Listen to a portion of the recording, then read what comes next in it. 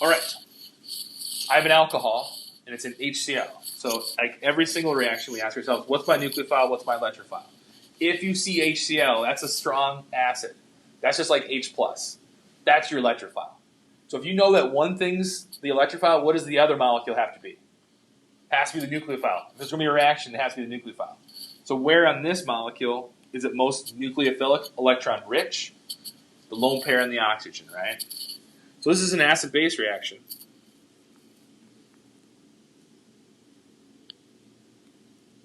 All right, this is a protonation.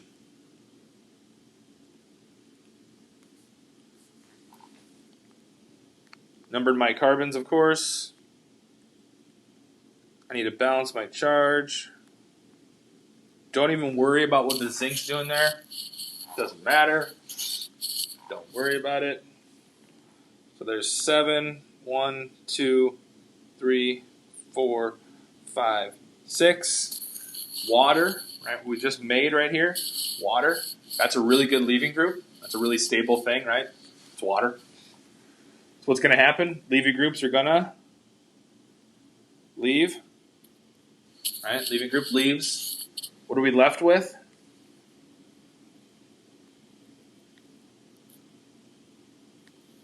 We lost water. We still have Cl minus floating around. We number our carbons. What do we got? We got a carbocation. What do we know about carbocations? What do carbocations want to do? They're going to rearrange. Right? But they're only going to rearrange to something more stable. What kind of carbocation do we have here? Right? There's one hydrogen here, so we have a secondary carbocation. Right? The secondary carbocation. Is that the most stable carbocation there is? Well, no. Can we do a rearrangement here? That's the question. Sometimes it helps to draw in, right, those hyperconjugation buddies, right? The sigma bonds 2 bonds away to see what's out there, right? So here, right, we could put a plus charge. If we put a plus charge on 1, that'd be a primary carbocation. Is there something we can move off of 3 to make a tertiary carbocation? Watch, take a second and see if you can figure that out. All right, so we have this secondary carbocation. We know we can make something more stable than secondary carbocation because literally a secondary carbocation is the least stable carbocation there is. We can either move from 3 the methyl, the ethyl, or the hydrogen, right? Those are all hyperconjugation buddies. I'm going to move the hydrogen. And sorry, rearrange. Now sometimes, you know what's okay to do? Try something. Draw the product. You've numbered the atoms really well. If you're not convinced, draw it out and see what it looks like. Right? You can erase it and say this is the right answer. Cool. Right? Convince yourself. Don't convince yourself something's wrong until you write it out. But also don't convince yourself something's right until you write it out. Right? Follow your logic. It's okay. Pen and paper are cheap. Who cares? Write it out. Convince yourself something's wrong. That's one of the biggest things I want to emphasize. It's not just about knowing the right answer. It's convincing yourself why wrong answers are wrong. Anybody can know the right answer. But every time you have an answer that you had it wrong, you need to know why that's wrong. You need to know why that's wrong. So we did a rearrangement here. Great. What are we going to end up with? Where's my plus charge at now? Which carbon has the plus charge? Oops. 6, 4, 5. Carbon 3 has a plus charge. Now it's a tertiary carbocation. I can't get much more stable than that. There's no allylic or benzylic here. Last step of the process then is essentially this is an SN1 reaction, right? It's just a new leaving group. Water is a leaving group. It's just an SN1 reaction. Chloride comes in, of course, comes from the top to the bottom. The final product then is the substitution with the chlorine at carbon 3. So there's the final product. The chlorine now ends up on 3, but again, and a really, really good numbering system is key to all these. As the reactions get a little more complex, they're not really the mechanisms, the arrows aren't more complex. It's just there's more things moving around. You really got to have a good numbering system to keep track of everything. So again, HCl, Don't worry about the zinc, what's going on there. Don't worry about it.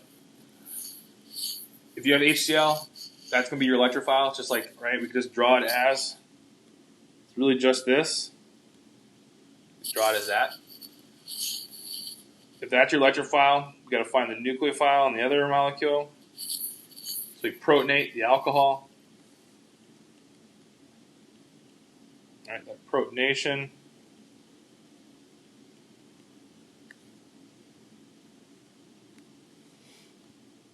Get a positively charged oxygen to balance our charge. There's Cl minus, plus charge. 1, 2, 3, 4. Water is a really good leaving group. So water is just going to leave.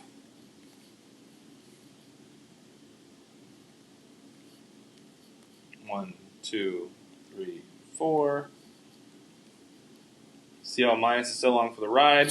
What have I forgotten? I didn't balance my charge. Where should there be a plus charge at? Which atom?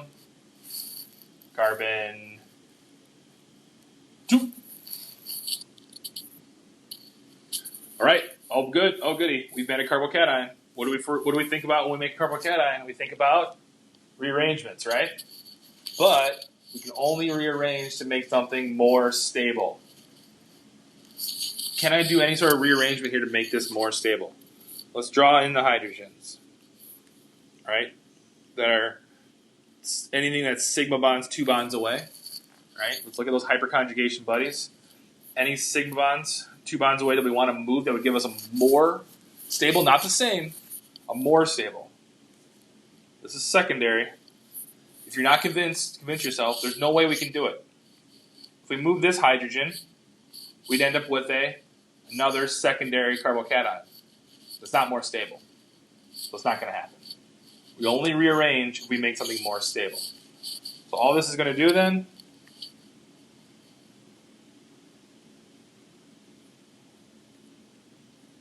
just do the addition.